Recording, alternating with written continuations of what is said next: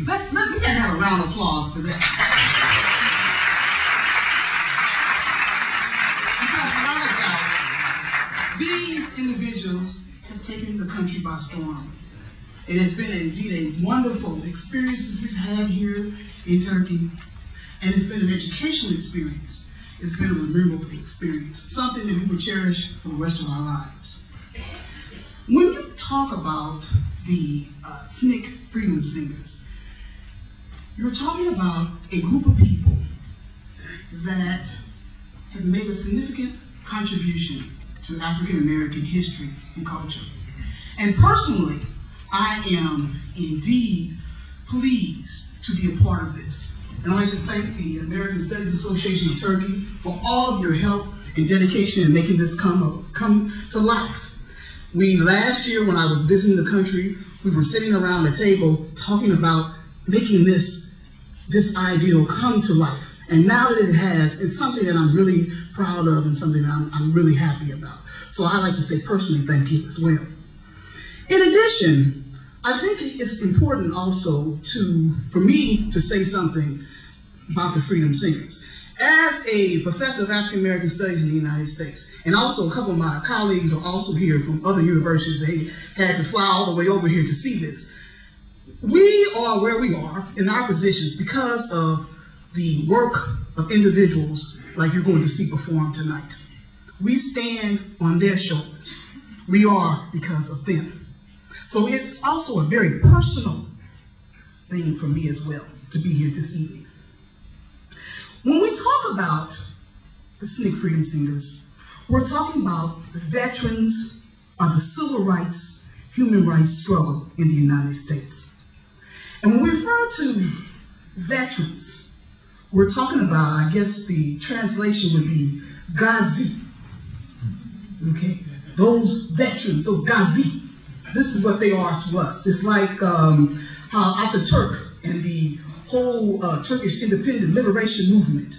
This is the same for us, particularly for those African Americans in our country. So this has a lot of personal and emotional value for us. So I wanted to explain to you in that way so you can understand really what it means. Because these individuals, because of them, in America's not too long past, we had two worlds. We had a black world, and we had a white world. And in that world, the black world, you could not go to school with white children. You could not drink from the same water fountain as white children. You could not even go to the library with whites. You had to ride in the back of the bus if you were black. This was called segregation. Separate, and ladies and gentlemen, very unequal. As you can see that right there, it'll be going throughout the presentation. That was a Coke machine where you put a quarter in on the white side and a quarter in on the black side.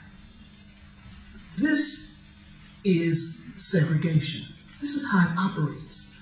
This is how it works. So although the music you will hear this evening is very pleasing to the ear, you have to understand it comes from a long struggle. It is the music of our ancestors, of the enslaved Africans. It is the hymns. It is the blues. It is the jazz. It is all those wrapped up in one. It was the music of liberation. So people like Charles Neblett, people like Sekou Neblett, Ruther Harris, Betty Lee Fikes, these people decided to resist a separate and unequal system. And so they used this music to help to galvanize audiences all over the United States.